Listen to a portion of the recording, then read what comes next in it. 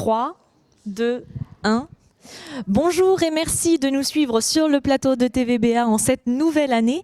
Et pour bien la débuter, nous avons choisi d'accueillir un aventurier. Et quel aventurier? Jean-Jacques Savin, bonjour. Bonjour les auditeurs. Alors merci d'avoir accepté notre invitation sur le plateau de TVBA. C'est l'occasion bien sûr de revenir sur cette formidable aventure qui est la traversée de l'Atlantique en tonneau. On vous avait reçu déjà il y a 2 ans de ça en se disant mais c'est un projet complètement fou. Bon, on rigole moins maintenant que c'est fait, on vous prend peut-être un peu plus au sérieux. Vous allez nous dire si le regard aussi a changé.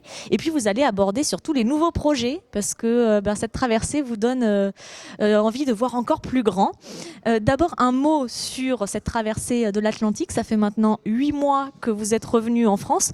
Quel souvenir, quelle impression vous gardez de cette traversée en tonneau? Bon, pour moi, c'est un goût inachevé. C'est pour ça que je projette de repartir. Ça a été une traversée formidable. C'est vrai que c'est très difficile. La mise en place a été très difficile.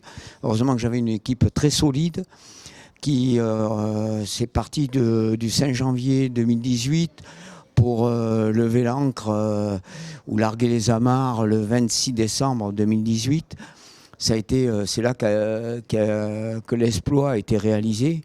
Arriver à boucler un dossier pareil en peine en une année. Tout ça, je le redis à cette équipe de copains et copines qui ont tous œuvré à leur façon. C'était tous pour un. Et bien maintenant, je garde évidemment un énorme souvenir. C'était fabuleux. Bon, j'ai eu 3 petites périodes, trois moments un petit peu difficiles, si on veut. Mais le reste du temps, ça a été, j'ai pu faire le vide dans ma tête. J'ai trouvé ce que je recherchais. Voilà. Alors c'est un récit que vous racontez dans ce livre, 127 jours à la dérive. On va le montrer quand même pour que les gens le voient bien. On le retrouve dans toutes les bonnes librairies comme on le dit. Et voilà, c'est l'occasion de revivre cette aventure quelques mois après. Je le disais, c'est une aventure qui vous a donné envie de repartir. Et vous avez de nouveaux projets. Alors quels sont-ils ? Alors oui, quand j'ai remis les pieds sur terre, quelques jours après, j'ai ressenti ce besoin. Pour moi, c'était inachevé. J'aurais préféré, j'étais dans ma bulle. J'aurais voulu que ça se prolonge beaucoup plus longtemps. J'étais parti pour 3 mois. J'en ai fait plus de 4, 127 jours. Et je n'ai pas souffert du tout de la solitude. J'étais dans mon élément. Voilà, j'étais dans mon élément. J'étais avec les étoiles, la mer, les poissons, qui étaient devenus mes compagnons, qui m'ont suivi pendant tout mon trajet, ces petits poissons type pilote. Et j'ai hâte de repartir. Donc je vais repartir certainement en avril. Je repartirai en 2021, soit en avril, soit en août. Tout dépend du El Niño ou El Niña. Là, je suis en contact avec le CNRS pour pouvoir déterminer une date beaucoup plus précise. Mais en 2021, je repartirai de Lima, toujours à la dérive du Pérou, pour la traversée du Pacifique. Alors, quand on parlait de l'Atlantique, on trouvait déjà que c'était fou. Le Pacifique, c'est quand même un autre morceau, déjà parce que c'est plus vaste. Vous tablez sur quel planning, quel calendrier, combien de temps pour traverser le Pacifique et avec quelles difficultés? Parce que d'un océan à l'autre, finalement, ça change pas mal. L'aventure, c'est de ne pas connaître les aboutissements. Hein. Donc là, je repars, il y aura un côté, une inconnue. Hein. C'est ce qui fait, ce qui m'attire chaque fois. Je repartirai avec une capsule. Si c'est Mira, ça sera peut-être une bouteille de bière sous la forme d'une bouteille ou bien une boîte. Autrement, ça sera toujours le principe du tonneau, qui fera 1 mètre de plus, donc 4 mètres sur 2,10 mètres de large. Et ça sera une durée de, je compte, entre 6 et 7 mois. Voilà. Là, je suis en train de rechercher aussi, avec l'aide d'un ami, une société de production pour pouvoir faire un film, ce qui va m'occuper. Et donc, j'ai vraiment hâte de repartir et de refaire cette traversée. Ouais. Donc pour le moment, vous n'avez pas prévu de repartir avec ce tonneau qui a fait l'Atlantique?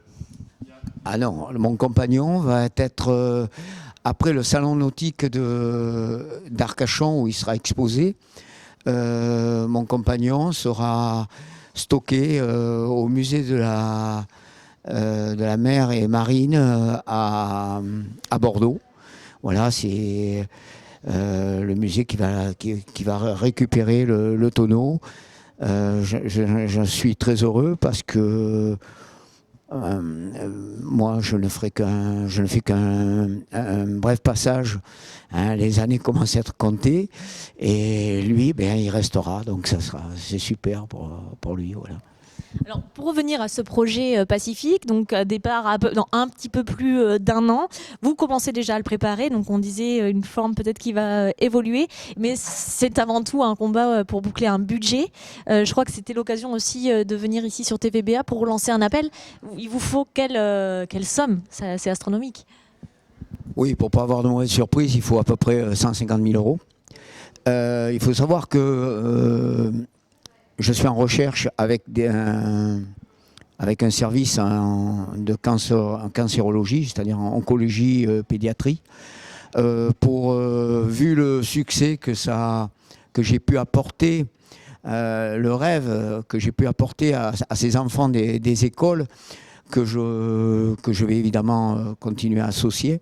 Je voudrais apporter à ces enfants qui portent une lourde charge, leur permettre de s'évader tous les jours en lisant mon journal de bord et en leur transmettant un petit peu les moments formidables que je vais vivre. Voilà.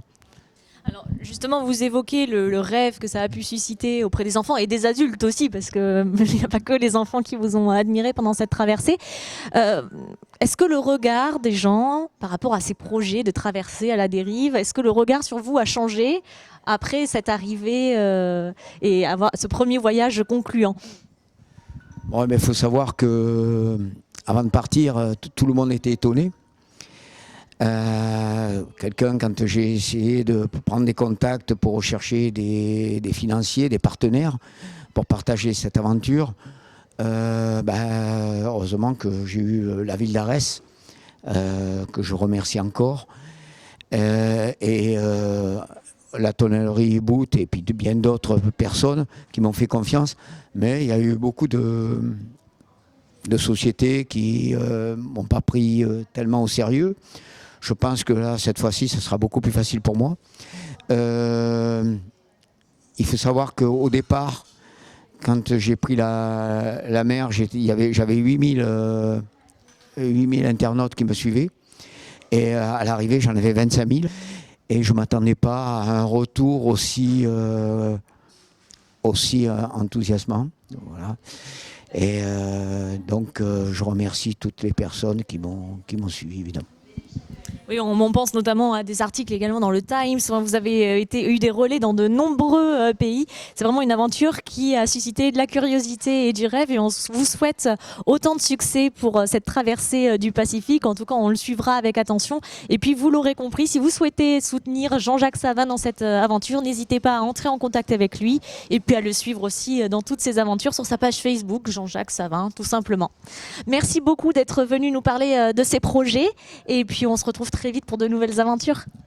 Je vous remercie, je remercie tous les auditeurs TVBA et au grand plaisir de revenir vous donner des nouvelles. Voilà. Merci Fanny.